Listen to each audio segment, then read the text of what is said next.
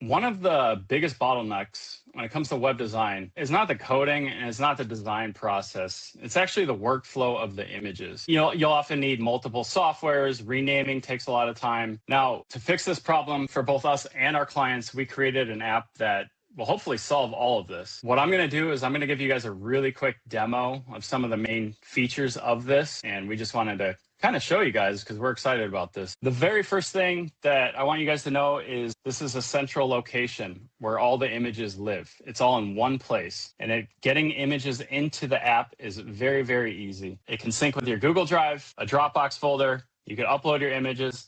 And then we've also built in a feature where we can have AI scrape your existing site if you want to reuse what you have in place and save them to the project that way. The way it would work is we would pull the sitemap and then you could toggle on and off which pages and then also see the progress of where you're at on scraping those images. Now, after the images are into the app, working on them is really, really easy.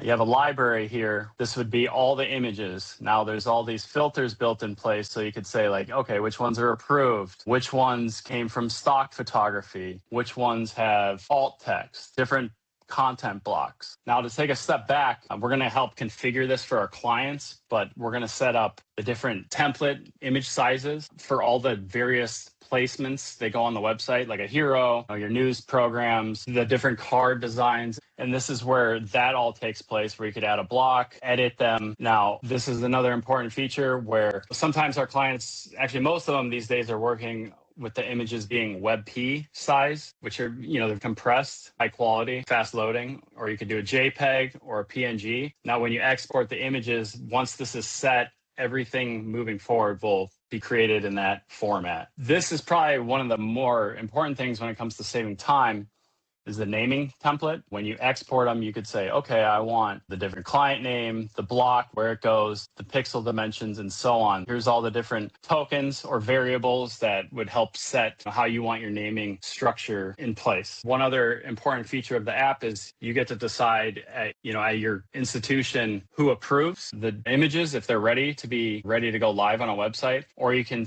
have us do that and we'll have appropriate people approve this before it goes to a live site. And then what you can do too is if you go into this approvals tab here, this is all the images that would need approval. There's different views. You could select all, approve them, and so on. Now let's just say you went on this image here, for example, and you did not approve it. You could reject it, and then you could leave a comment why it wasn't approved, and then whoever was working on the images could go back and make those adjustments and resubmit for approval. If you're in the library here, and let's say you wanted to work on this image, you could just hit the resize image. So here's the image that we have set up for the demo. You select the image. Now these are the different templates, the different sizes that you would select. You could select them all if the same image was going to go into multiple places. And then what happens after you select them, AI will actually make those suggested crops. Now it's AI, so you're going to want to review your work. For the sake of the demo here, we have this one set where you can see it's clearly going through the guy's eyes. If you wanted to edit it, which you probably should, you can move the crop box around, change the crop, hit apply crop, and then you're good to go. And then you could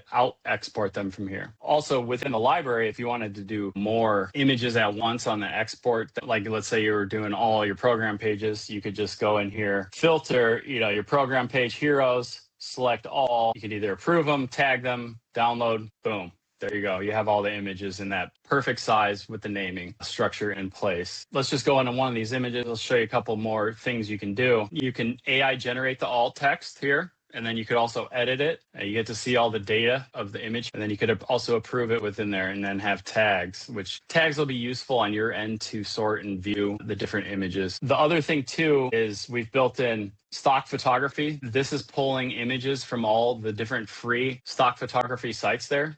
And you can just pull these directly into your library. Often they say, well, we don't have the image for that. Can you just use stock photography? No, we can just do it right here. And then when you have it in the library, these ones with the green check marks up here indicate that it's a stock photo. So you can filter it based on that too.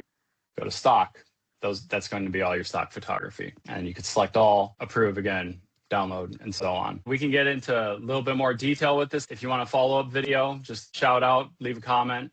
There's features or different things that you think could help your institution. We would love to hear from you, but We're excited to show you this, and we're also excited to get this into our clients' hands and also our team here on our web projects moving forward. I'll leave it at that, and thanks for your time.